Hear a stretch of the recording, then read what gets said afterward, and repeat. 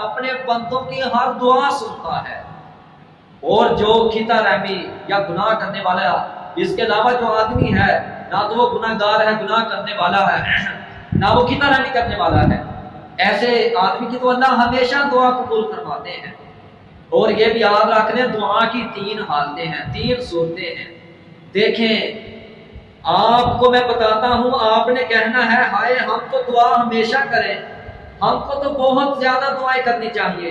کل قیامت کا دن ہوگا، لوگ اللہ کی عدالت میں آئیں گے، جب آئیں گے کچھ نیک عمل کچھ بھی نہیں کیے ہوں گے اپنی زندگی میں، کوئی نیکی نہیں، جب آئیں گے پہاڑوں کی طرح اپنی نیکیاں دیکھیں گے، کہیں گے اللہ اتنی نیکیاں، ساری زندگی نافرمانیے کچھ بھی نہیں کیا، اتنی نیکیاں کہاں سے؟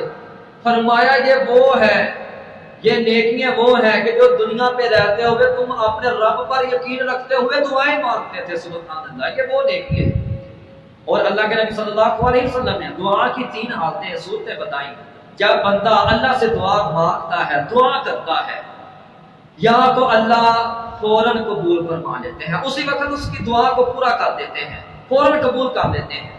چلے دعا قبول نہیں ہوئی، آپ نے کبھی سوچا ہے تمہارا پروردگار کتنا غفور رحیم ہے، کتنا شفقت پیار کرنے والا اپنے بندوں سے؟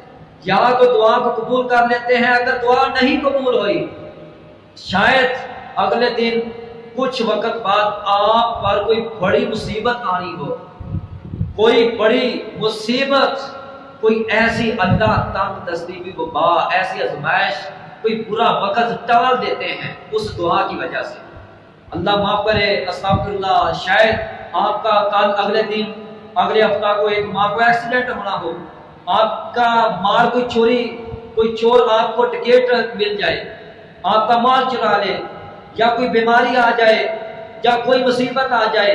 اللہ ایسی چیزوں سے، ان دعاؤں کی وجہ سے یہ جو مصیبتیں ہوتی ہیں وہ ٹال دیتے ہیں۔